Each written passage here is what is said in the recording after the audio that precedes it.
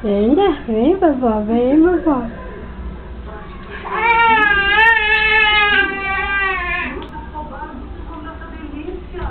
Opa, levanta.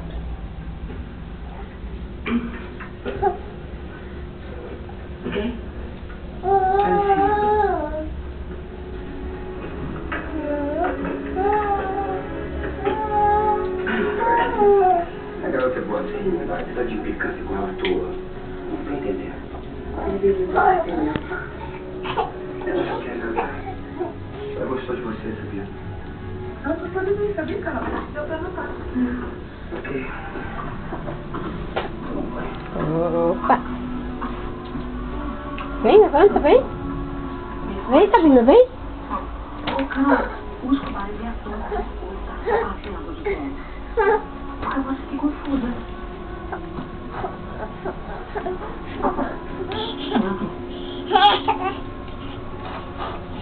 Oi, doutor. Mas eu acabei de ter uma conversa com a Bela. Ah, que ótimo. Ela já voltou aqui? Não, veja bem, não pus obstáculos, mas também mantive a neutralidade.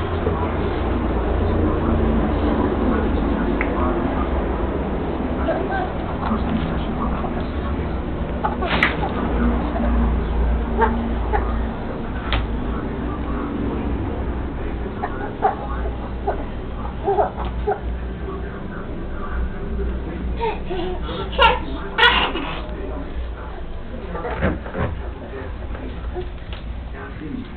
Eu já devia ter Lucas.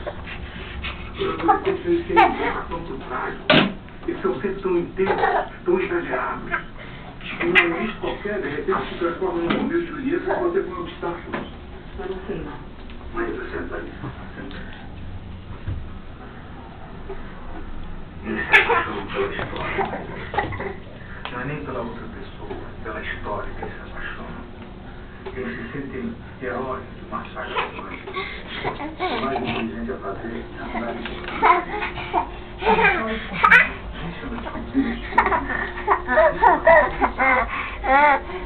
Não conte nada. Tudo que você apontar como negativo, ela vai enxergar com qualidade. Doutora Leone, mas eu não tenho esse pensamento, não. Eu vou agir do jeito que eu estou falando. Eu não quero mais que isso. É o mesmo eu que eu cometi com o Lucas. Ela estava dando depois do respeito. Eu não sei nada dele, como se fosse meu. Eu estava dando toda a sua.